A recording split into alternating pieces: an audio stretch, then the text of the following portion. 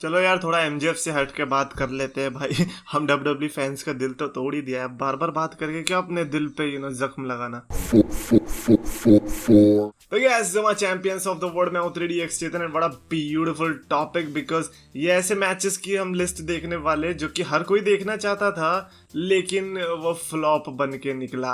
Oh that is going to be exciting. Well I wonder how many Roman Reigns matches are there because thumbnail पे अगर वो जाएगा तो अच्छा लगेगा। आई रियली होप कि एक तो रोमन रेंस का मैच ऐसा हो जिससे हम डिसअपॉइंट हो। बट एनीवेज आर्टिकल का लिंक डिस्क्रिप्शन में रहेगा, 2-3 मैचेस हम छोड़ देंगे और आप वहां पर जाकर देख सकते हो कि कौन कौन से और मैचेस थे। बट शुरुआत ही करते हैं from WrestleMania 34 AJ Styles versus सोरुसुकी नाकामुरा। यस शिंसुके नाकामुरा के साथ ये मैच था basically dream match for WWE fans. But इसके पहले भी एनजेपीडब्ल्यू के रेसल किंगडम में हमने ये देख रखा था match and people were expecting same kind of thing but they don't know कि एनजेपीडब्ल्यू और डब्ल्यूडब्ल्यूई की रेसलिंग में बहुत ही ज्यादा डिफरेंस आता है। वो जिस तरह से प्रमोट करते हैं वो अलग होता है लाइक डब्ल्यूडब्ल्यूई से।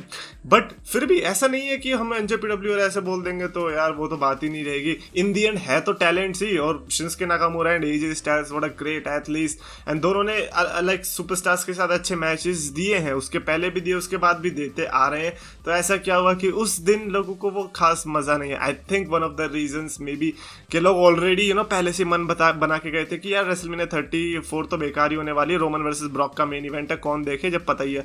तो इसीलिए एक तो मेरे को ये फैक्टर लगता है और दूसरा ये कि एक्सपेक्टेशंस उन्होंने इतनी हाई कर ली इस मैच से कि मानो कि रेसल किंगडम को आउटशाइन करने के लिए ही ये मैच बन रहा होगा। वो भूल गए कि एक्चुअली में ये चैंपियनशिप मैच भी था या और कुछ भी स्टोरी लाइन चल सकती थी। एंड प्लस उसके बाद जो लो ब्लो आया जिसकी वजह से लाइक उसका करियर जो था नाकामुरा का वो थोड़ा नीचे चला गया, तो इसीलिए शायद से लोग इसको याद नहीं रखना चाहते।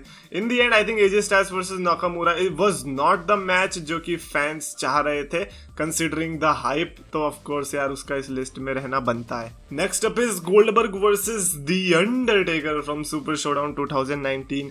आई वंडर कि क्या काफी लोग थे जो कि सोच रहे थे कि लाइक अंडरटेकर और गोल्डबर्ग का मैच अच्छा जाएगा बिकॉज उसके पहले भी हमने DX versus Brothers of Destruction देखा था जो कि काफी बॉच फेस्ट में खत्म हुआ था। तो आई डोंट थिंक सो कि लोगों की ज्यादा एक्सपेक्टेशंस थी भी इस मैच से, और वो हुआ भी। और इस मैच में बॉचेस क्या मतलब मारने पे तुल गए थे दोनों सुपरस्टार्स कि अब तो हम अपने फिनिशर से सामने वाले को मार ही देंगे और इन फिनिशर्स की लेजिटिमेसी कायम कर देंगे, जो कि थैंकफुली बच गए। और लेकिन मैच को याद किया जाता रहा। बेचारे सऊदी अरेबिया पे और लालचन लग गया कि जब भी सऊदी अरेबिया में होता है तभी ये हाल होता है। और लेजेंड्स के ऊपर भी ये हो गया था कि अरे लेजेंड्स बेकार होते हैं। तो हर तरीके से देखा जाए तो स्नाइपर्स की गोलियां इन दोनों सुपरस्टार्स पे चल चुकी थी। बट मैं तो ये कहता हूँ कि यार रोमन रेंस ने गोल्डबर्ग को टैप आउट करवा दिया। अब बस ये सोच कर खुश हो जाओ, भूल जाओ कि अंडरटेकर वर्सेस गोल्डबर्ग जैसा कुछ हुआ भी था। Next superstar is Brock Lesnar versus Roman Reigns WrestleMania 38 night 2। ओहो चलो थंबनेल में रखने लायक आ गया है एक मैच, और ये तो बहुत ही रिसेंट वाला है, 2022 वाला, not from WrestleMania 34 but from 38। और इस रेसलमेनिया की अब क्या बात करें, मतलब ये starting to finish it was beautiful. However finish के लिए लोग कहेंगे कि क्या एक्चुअली में फिनिश ब्यूटीफुल थी क्योंकि रोमन रेंस का 2 टाइटल्स जीतना वाज आइकॉनिक। बट क्या match itself was iconic? Number 1 is nobody was expecting कि ये मैच इतना बढ़िया होगा। हर किसी का ये था कि हाँ कौन जीतेगा, कौन चैंपियन बनेगा, नॉट कि यार इस मैच में क्या हो सकता है।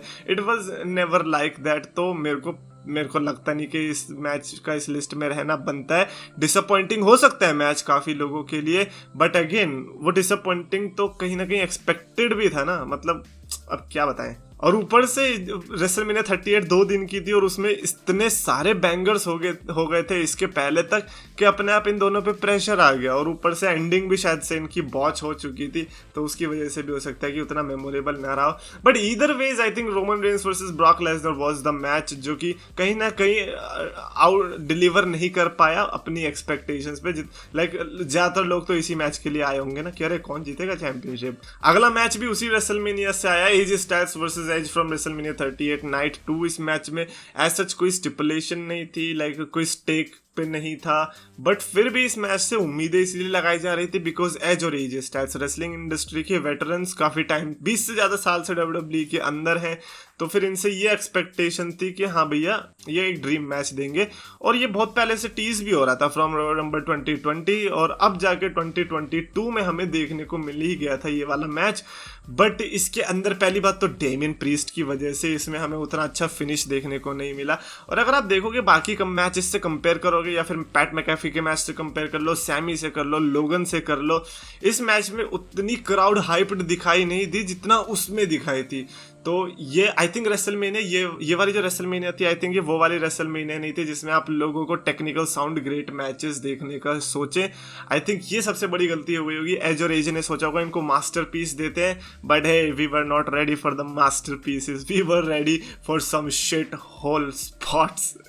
होता है यार, कभी कभी वो दिन होता है, कभी कभी ऐसी चीजें भी खानी होती है। नेक्स्ट आया Undertaker versus John Cena WrestleMania 34। अब रेसलमेनिया 34 से एक और मैच की शुरुआत। तो बेसिकली एक तो अपना एजे वर्सेस नाकामुरा हो गया, अब जॉन सीना वर्सेस अंडर। लेकिन इसकी राइवलरी मेरे को बहुत अच्छी लगी थी कि भैया जॉन सीना को डेस्परेटली मैच चाहिए, मीनवाइल अंडरटेकर आ ही नहीं रहे और डायरेक्ट रेसलमेनिया में एंट्री दी।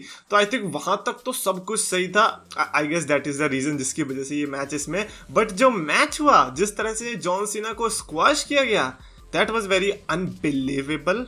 एंड उस टाइम पे एक्चुअली में हमें जॉन सीना को नहीं देखना चाहिए था। लाइक जो जॉन सीना कहते हैं ना, you can't see me, we should not have seen him that night, क्योंकि जिस तरह से ब्रूटली डिस्ट्रॉय हुए जॉन सीना के फैंस ने तो टी शर्ट फेंक दी होगी कि भाई क्या है। एंड कंसिडरिंग द हिस्ट्री कि हाँ भैया हम कितने साल से ये मैच स्पेशली रेसलमेनिया में देखने को चाह रहे थे या फिर किसी पेपर व्यू में देखने को चाह रहे थे, और जब हुआ तो ऐसा देखने को मिला, आई गेस उसके बाद से फैंस का डिसअपॉइंट होना तो बनता था।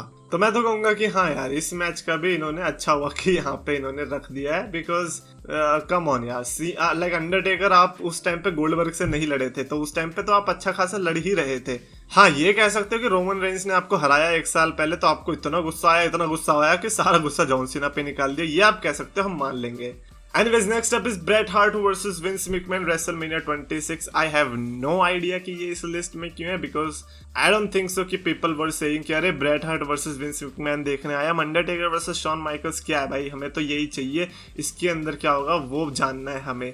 तो मेरे को नहीं लगता, लाइक एटलीस्ट मैं तो नहीं था वो जो कि इस मैच के लिए पर, हो सकता है कि शायद मैं बच्चा था इसीलिए, हो सकता है कि जो थोड़े बड़े होंगे जो स्टोरी लाइन के क्रिएटिव पॉइंट ऑफ व्यू से देख रहे होंगे, हो सकता है कि उनको भी बेकार लगा होगा।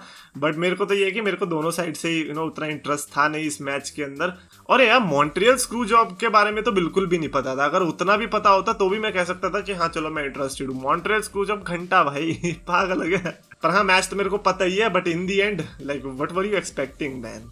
एंड फाइनली आया Goldberg versus Brock Lesnar from WrestleMania 20, not 33 but 20 वाला, जो कि Stone Cold Steve Austin special guest referee थे। और इस रेसलमेनिया में आपको पता ही होगा काफी इनफेमस रेसलमेनिया है फॉर दीज टू सुपरस्टार्स, क्योंकि सबको पता था कि ये दोनों सुपरस्टार्स अब छोड़ रहे हैं, तो ये इनका लास्ट मैच है।